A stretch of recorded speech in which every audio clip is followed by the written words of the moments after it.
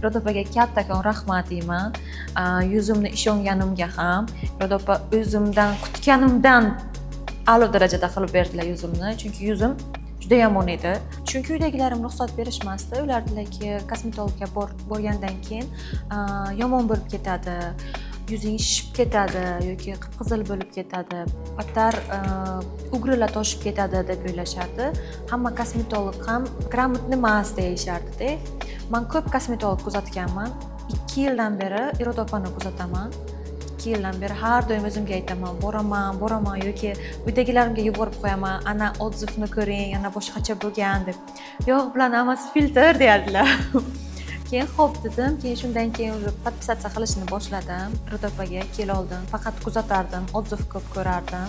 Keyin уже o'zimga o'yrim bo'ldim-u, keldim, bo'l shu Iroda opaga yuzimni ishonaman deb. Juda ham ko'p kodovый sredstvalar ishlatganman, даже qimmatidan ham olganman, yaxshisidan ham olganman, hech qaysi biri foyda berishmagan.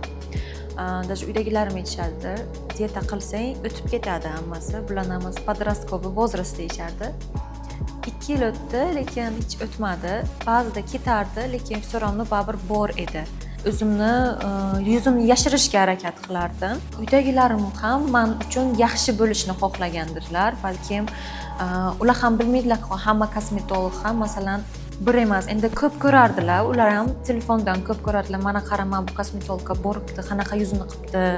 Sen ham borasanmi, nima qilasan borib, qo'y undan ko'ra pitaniya qil deb ishonmasdilar-da. Undan ko'ra oshqozoningni tozala, oshqozoningga muammodir derdilar-da.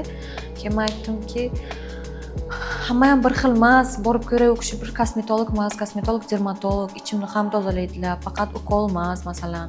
Dorilar berdilar boshiga, halidan beri ichaman u dorilarni.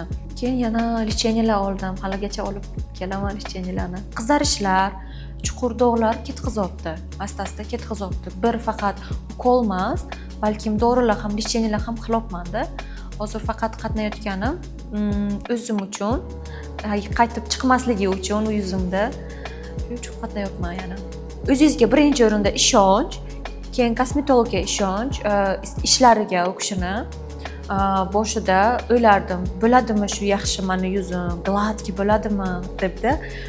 Bo'lmaydimi, shu bilan qolib ketadimi deb. Yo'q, Xudoga shukr bo'libdi, asta-asta o'tib ketyapti, уже qizillari yo'q. Iroda opaga kattakon rahmat deyman.